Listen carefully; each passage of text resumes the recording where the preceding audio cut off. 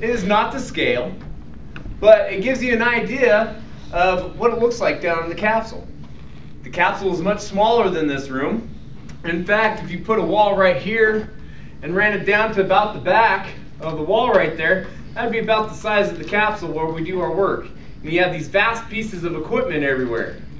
And then you'd have a twin-size bed right here with a little curtain for you to sleep in. And back here where you see this bookcase would be a little restroom.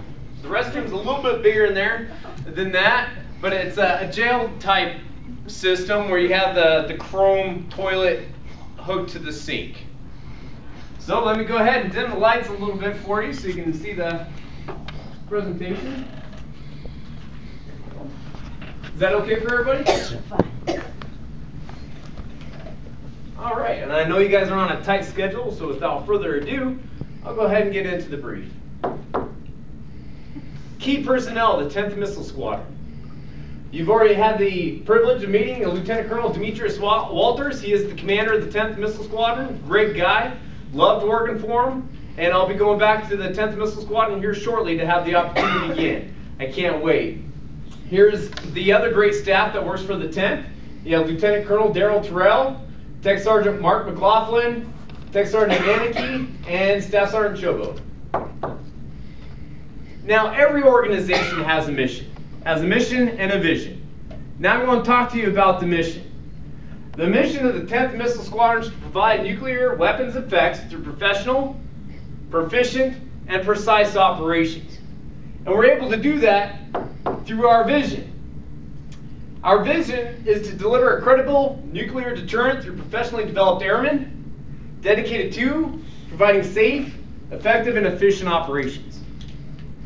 Actually, the 10th Missile Squadron has been accomplishing several different mission types and visions throughout its history. 10th Missile Squadron is always ready to meet to answer the nation's call on whatever we need to do. And so you'll get, the next video is going to show you the history of the 10th Missile Squadron and how many times, you're going to hear a lot of dates that are mentioned and how many times the 10th Missile Squadron has changed and evolved.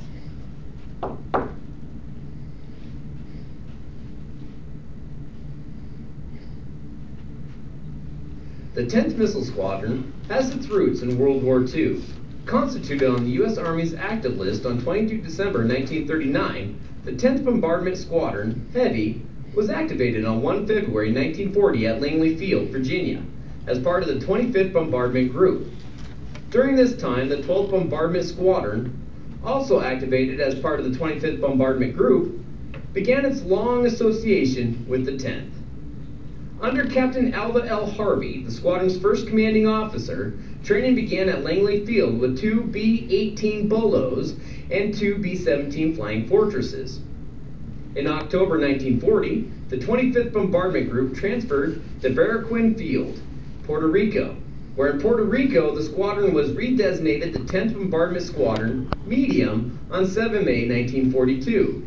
The 10th moved again on 31 October 1942 to Edinburgh Field, Trinidad. In 1943, the 10th would transition to B-25 Mitchells in exchange for its B-18s, the B-17s having left the squadron earlier. The squadron then moved to Waller Field, Trinidad on 1 October 1943, and then on to France Field, Panama Canal Zone on 11 December 1943. After arrival at France Field, the 10th was removed from the 25th Bombardment Group and reassigned to the Panama Canal Department on 17 December 1943 as part of 6th Bomber Command, 6th Air Force. In 1944, the 10th was reassigned to the Commanding General, Army Service Forces, and then to 2nd Air Force, Lincoln Army Field, Nebraska, and inactivated on 11 May. Throughout World War II, the squadron conducted convoy coverage and anti-submarine patrols in and around the Caribbean and Panama Canal regions, resulting in one confirmed victory on 7 August 1943 when a B-18 sunk a U-boat off the coast of Puerto Rico, earning the crew a Distinguished Flying Cross. 2 aircraft with full crews were lost during the war due to accidents on 11 December 1941 and 8 May 1944. The 10th was awarded the Battle Streamer Anti-Submarine American Theater for its participation in World War II. The 10th was redesignated as the 10th Bombardment Squadron Light on 11 March 1947 as part of the Air Defense Command's Organized Reserve at Westover Field, Massachusetts, a unit under the 1st Air Force. The unit reactivated on 18 June 1947, began its association with the 341st Bombardment Group, light flying B-25s and AT-6 Texans. Then, on 1 December 1948, the unit, along with the rest of the 341st Bombardment Group and the 3rd Air Division Bombardment, transferred to the Continental Air Command. The 341st was then inactivated on 27 June 1949. The 10th was redesignated again to the 10th Bombardment Squadron, medium, on 7 June 1955, and reactivated 1 September 1955 under Strategic Air Command as part of the 341st Bombardment Wing, medium, at Abilene Air Force Base, Texas, which is now known as Dyess Air Force Base. Now flying the B-47 Stratojet, the 341st, consisting of the 10th, 12th, and 490th Bombardment Squadrons, participated in Operation Blockhouse, a forward basing exercise at Anderson Field in Guam. While there, the 10th conducted a goodwill mission in conjunction with the 320th Air Refueling Squadron to Amberley Royal Air Force Station, Brisbane, Australia, and continuing on to New Zealand. Another goodwill mission was undertaken in March from Anderson when 3 B-47s and 1 KC-97 demonstrated mid-air refueling and performed a flyby over Bangkok, Thailand. The wing returned to Dyess in April 1958. The 341st inactivated again on 25 June 1961 in preparation for its current assignment.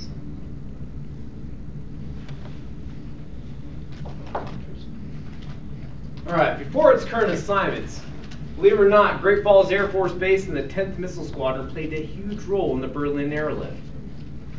Well, as you may or may not know, after World War II, during the Cold War era, Russia put up a blockade limiting or keeping all Western civilization from traveling to Berlin on land travel. The United States said, no, we can't have that. We have 2 million people in Berlin. We need to help them. So we started Operation Vittles. Operation Vittles was airlift operations to Berlin to give 2 million people, victims essentially, of the Russian blockade, food, supplies, medical equipment, etc.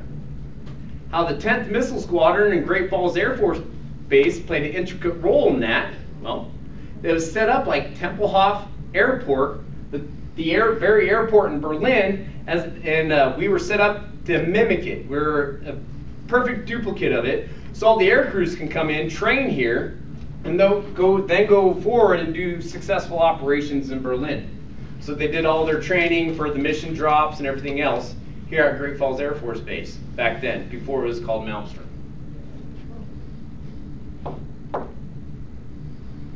And there's some of the 2 million victims awaiting airlift, not airlift, but supplies from Operation Vittles.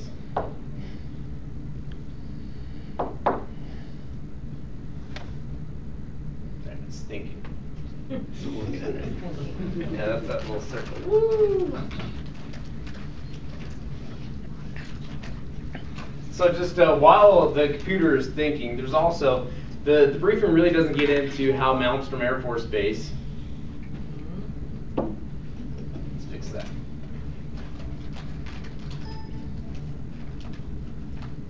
The briefing doesn't really get into how Malmstrom Air Force Base was ever named Malmstrom. Colonel Einar Malmstrom was stationed here. He was a vice commander, and he was flying a T-33 training jet, and outside of Gore Field it crashed. He wasn't stationed here long, but he had great PR with the public and the relationships with everybody in Great Falls. When he passed, everybody commissioned to have the base renamed Malmstrom Air Force Base in honor of him, because he was a great guy. There we go.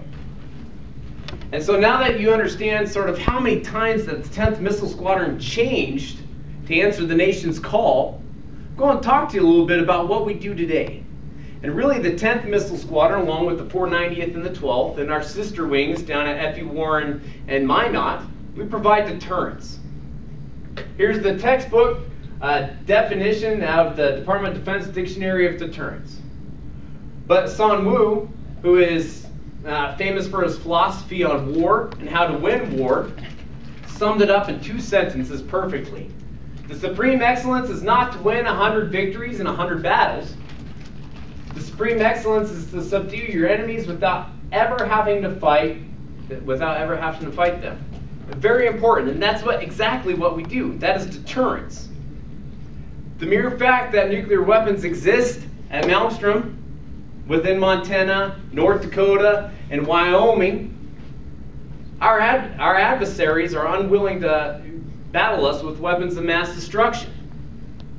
And we also protect our allies in with the same type of deterrence. Now, the deterrence is accomplished through a triad, a nuclear triad.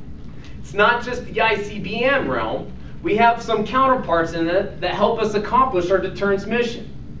As you'll see here, we have submarines, bombers, and again, our ICBMs. The difference is like, for example, our submarines, they're survivable. They're down deep, they're in the oceans, they're moving around.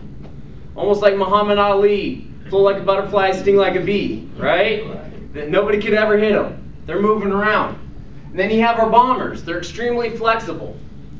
They can get orders to be in the air, to be carrying nuclear weapons, and then they can fly in a circle until they get the thumbs up and the A-OK to deliver the bombs and or to come home. The ICBM, we're responsive. We're fast, we're accurate, and lethal. Now, all that deterrence is obviously made through hard work of many individuals in the 1960s building the Malmstrom missile complex. And it was the start in the Cold War, the arms race with Russia, and then the 10th Missile Squadron became famous because of the Cuban Missile Crisis.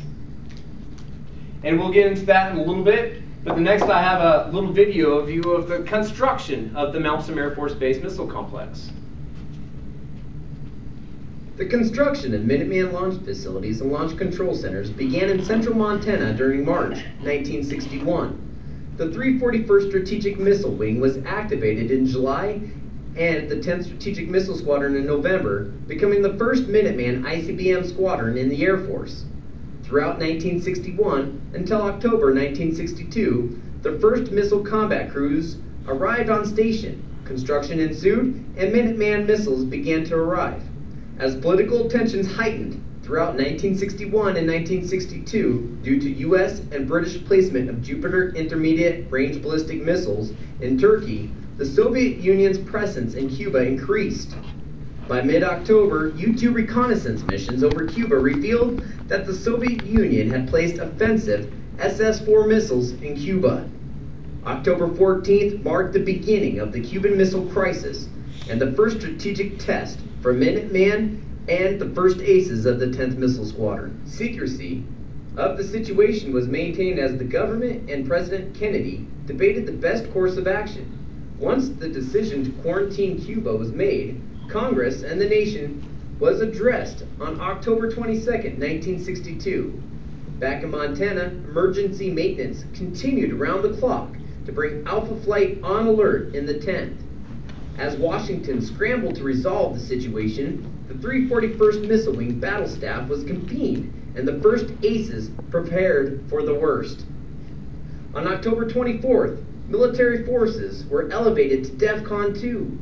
Personnel were recalled back to Malmstrom from training and leave to support the mission. The first Minuteman capsule, Alpha 01, was manned by a combat crew, despite continuous maintenance and no operational missiles. 2 days later, in the middle of Lewis and Clark National Forest, Alpha 06 became the first Minuteman ICBM brought to full alert for the 10th and ultimately America's ace in the hole.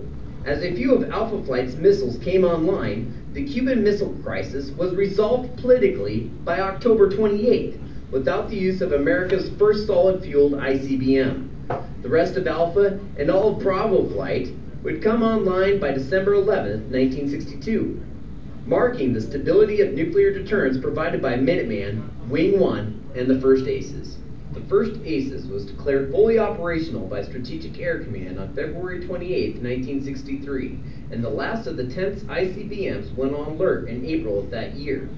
As part of the continuous testing of the Minuteman system, a 10th crew was the first to ripple launch 2 Minuteman I Alphas out of Vandenberg Air Force Base, California, on February 29, 1964.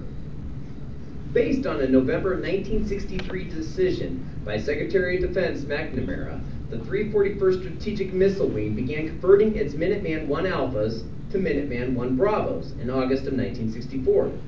Further modernization to the Minuteman II was completed in January 1969. The next major change came in the form of Rivet Save, a program intended to cut the SAC-wide Minuteman crew force by 600 individuals.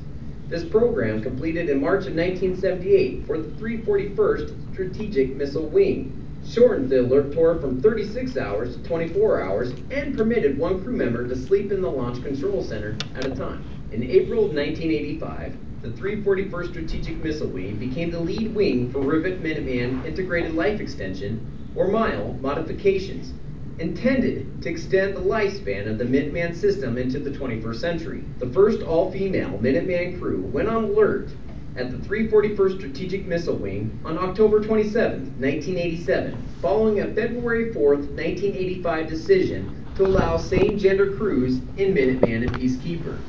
Titan II had authorized female crew members in September 1977. Then, on September 17, 1991, by order of President George H.W. Bush, all Minuteman IIs and strategic bombers stood down from alert, marking what many refer to as the end of the Cold War. The newly redesignated 10th Missile Squadron's Alpha 09, the first Minuteman I Alpha emplaced in 1962, became the last Minuteman II in Strategic Air Command to be saved and taken off alert in response to the President's directive on September 20th, 1991.